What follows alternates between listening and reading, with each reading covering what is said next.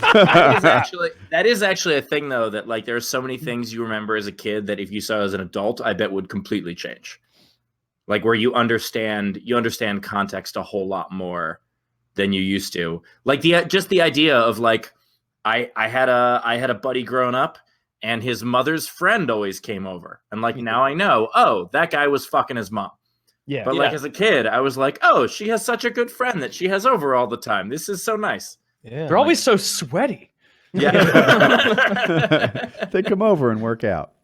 I remember. Like, did you ever like remember seeing inappropriate things that your eyes didn't register as inappropriate? Because I remember in like middle school, like some Bible camp or some shit, and it was like a bootleg Bible camp. It sucked. Fucking sucked. Hated going there. They just only had one of the Testaments.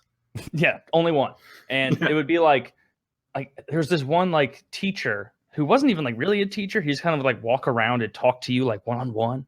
And he would go around, and I would always notice like, man, he must be a lot more concerned with the girls' faith than he is with the boys' faith at this camp, because he's spending a lot of time like shoulder touching and getting close, whispering things about God to him, I assume. Well, that's odd. And then like 5 years ago, I'm like, oh, fuck. That was not appropriate at all to be given shoulder massages to 12-year-olds, you know, as some other like also clearly oblivious adults are singing about Jesus. That man's name, Joe Biden. Here we have future vice president. Yeah, Taylor, I have a question for you, because I went to a few Bible camps too and stuff.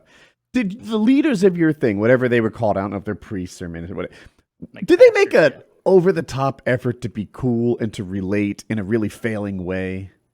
The ones that all the kids thought were the coolest did not do that.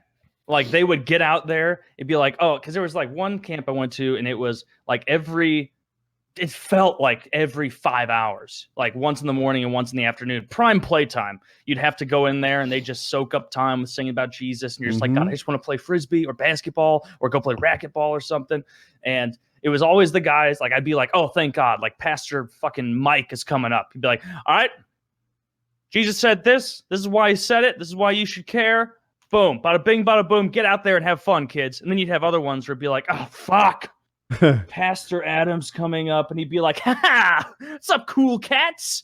Here, we're here to talk about the Lord. And it was in that time period where I was like maybe 11 years old, and so NSYNC was really popular. He'd have his like spiked, bleached tips and everything. Oh, no. Got his like open shirt, wearing his board shorts. And even at 11, I'm like, this is fucking lame. Oh, like you're trying to make God too cool. We know it's not cool. We're just here because we're scared. Dude, I've been made fun of for being Jewish on this podcast a lot, and I'm feeling pretty happy about it right now. This guy didn't have spiked tips or anything, but he could play the guitar and he could sing.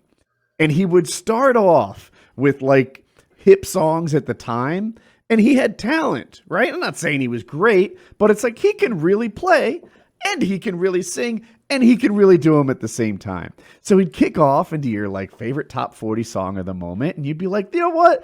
This Bible camp stuff, it's not that bad.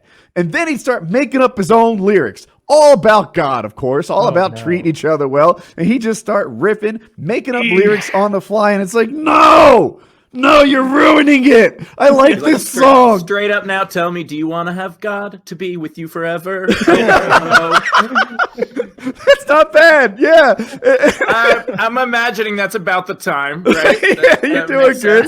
It was Lean On Me, if you remember. Scat Cat comes in. When I first realized one of those pastors was not cool, it was also like one of the first times I dropped a nice curse in front of an adult, because I was feeling confident. The story was, it was post like pastor shit, and I'm maybe 12 or whatever. I don't remember my exact age. And we're like outside of the little worship area where we would eat. You know, there's a giant field where you can play, and then there was a multi-purpose kind of building that had racquetball and stuff that was like probably 3/4 of a mile away.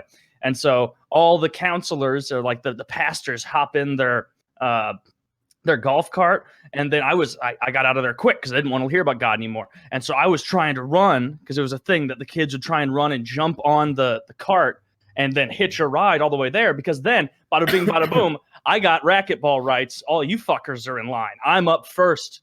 You know, just like all the things I was learning about me, you know. And then I remember I was really close, and I was like a young kid, and so I thought you're genuinely speedier than a golf cart.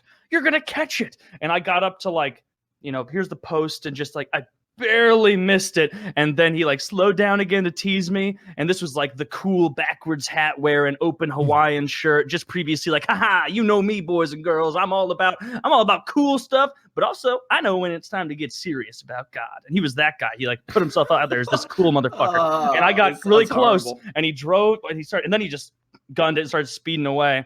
And I was like, oh, kiss my ass. Oh. And I thought it was funny. And but he like stopped the golf cart and was like, whoa, what's your name again? And I was like, Taylor. He's like, first mistake. We like to have fun here, but that's not cool. You know, definitely we can't be using language like that. What do you think the Lord? And then he like went into this really dumb spiel about it. And it's like, I don't even want to play racquetball anymore. Like now the other kids are passing me on the way there because you've stopped and you're holding me hostage talking about the word ass. And so I hated that. Which is also in the Bible. Yeah, it's in the Bible. Probably. I said, eat my that would be funnier if I said eat my ass. Yeah. Eat my 12-year-old saying eat my ass. Luke 24:7, right? Is that? Yeah. And the Lord spake unto them, eat my ass. If you are not